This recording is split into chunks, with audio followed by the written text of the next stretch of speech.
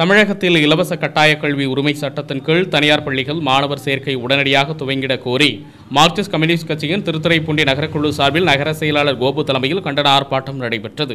போராட்டத்திற்கு மாவட்ட குழு உறுப்பினர் சாமிநாதன், நகர்மன்ற துணைத் தலைவர் ஜெயபிரகாஷ் ஆகியோர் முன்னிலை வகித்தனர். மாவட்ட செயற்குழு உறுப்பினர் KG ரகுராமன் கலந்து கொண்டு கண்டன உரையாற்றி நிறைவு செய்தார்.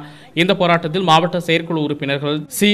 ஜோதிபாசு, KP ஜோதிபாசு, ஒன்றிய செயலாளர் காரல் மார்க்ஸ், மாவட்ட குழு உறுப்பினர்கள் பழனிசாமி, வேலவன், மனிதநேய மக்கள் கட்சி நகர செயலாளர் முகமது இக்பால் ராஜா, நகர பொறுப்பாளர்கள் நிஜாமுதீன், அப்துல் ரஹ்மான், நகர குழு உறுப்பினர்கள் தண்டபாணி, செல்வம், தமிழ்மணி, அன்புமணி, கோதாவரி உள்ளிட்ட பலர் கலந்து கொண்டனர்.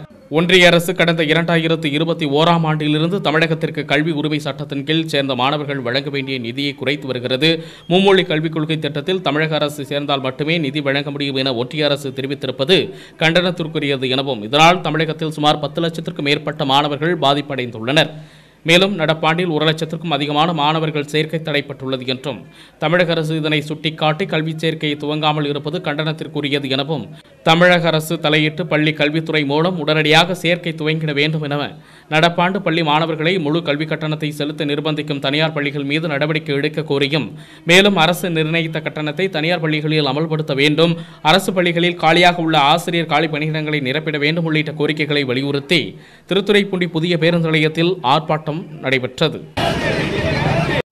20% மாணவர்கள் சேர்க்கை, 20% மாணவர் சேர்க்கை, தனியார் பள்ளி தடுத்து வைத்திருக்கிற நிதியினை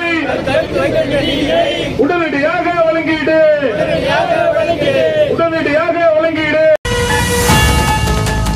அன்றாடம் நடக்கும் செய்திகளை உடனுக்குடன் தெரிந்து கொள்ள உங்கள் அரசு நியூஸ் சேனலை சப்ஸ்கிரைப் பண்ணுங்க.